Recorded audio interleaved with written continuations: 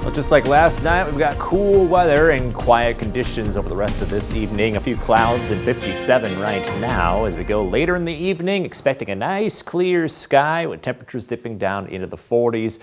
Beautiful sunset last night, so we're probably in for another treat tonight as the sky is expected to stay completely clear as we go through the evening hours. And that is some good news if you still haven't seen the comet in the western sky. We've got a lot of photos on our Facebook page, the 13 Weather Authority photo community. You can also submit them to our website, and a lot of you have sent in photos like these. This is Comet Tsuchichen Atlas, and you can see that the comet is very visible, including its tail. So go out right around sunset tonight, likely around 7 o'clock, so wait a little bit after sunset. Probably when those first stars are starting to appear and some of the last orange colors are kind of fading out of the sunset. So you're looking at about 30 to 45 minutes after the sun goes down, which is about 6:15 nowadays. That's why, again, about 7 o'clock, a good time to go out. You're going to look west.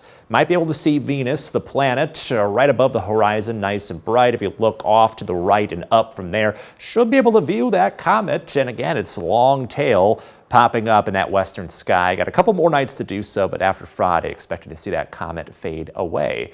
Later tonight, then cover up your plants if you need to. We do have a new round of freeze warnings going into effect after midnight. A lot of this is for the I-39 corridor and east, where temperatures are expected to be at or below freezing for another night in a row. Got chilly enough in spots like Freeport and west of there and in southern Wisconsin that not likely to get any more freeze warnings because we had that killing freeze or frost last night. Still expecting to see that a little more widespread in other areas tonight. And the reason why you want to cover things up is a blanket or a paper bag can kind of protect those flowers just enough. It holds just enough heat around where it keeps the frost off for the night and keep them covered or in the garage or indoors until after about 9 o'clock tomorrow morning.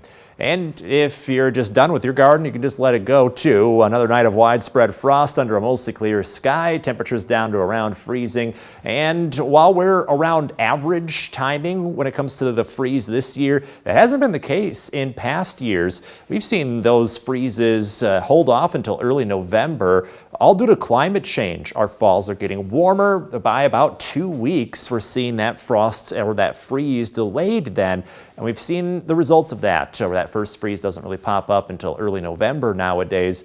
That does mean a longer growing season, but also more time with fall allergies as well as bugs and pests. So there is a trade-off here. The longer that freeze holds off, the later we see those pests go away.